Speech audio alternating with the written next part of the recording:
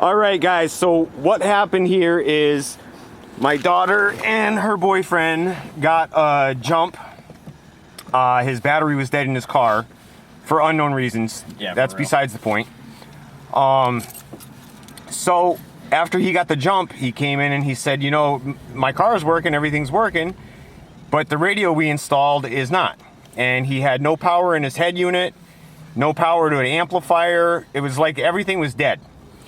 So we looked up what the radio has. A fuse in the back of it. It's right here, right in the back. There's a 15 amp fuse. It's a blade fuse. We also checked the fuse panel for the car itself, for where the radio head unit is. That's where the fuse is. So he pulled two fuses down there.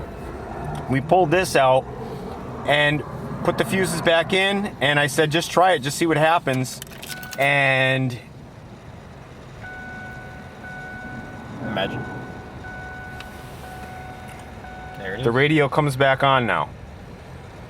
So all we did, guys, after that jump was take the fuse out. The fuses were not blown. We replaced the fuses and everything's back on track now. His radio's back working. There was no wrong done. It was like it just needed a restart. So guys, if something happens in your car and you think that, you know, maybe it's something stupid, it probably is something really stupid. No, I thought it was like broken. I didn't even know what was going on. I literally was like, I thought it was the fuse was blown. We took it out and then we were like, well, let's get a new one.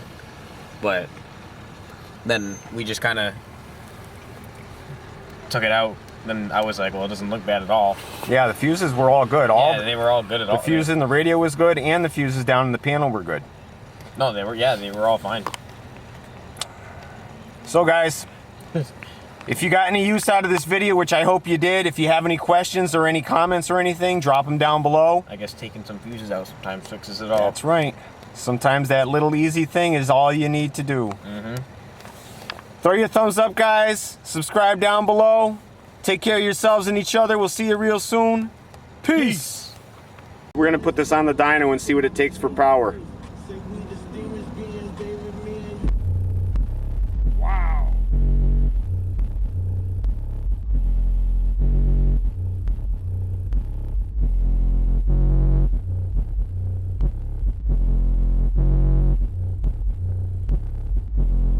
Going that much.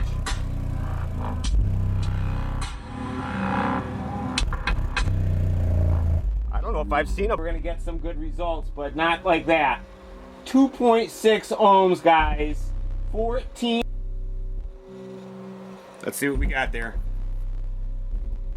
We got 459 at 3 ohms. So let's try one more. Now that's the box. It's not having enough room to breathe. All right, let's see what we got now.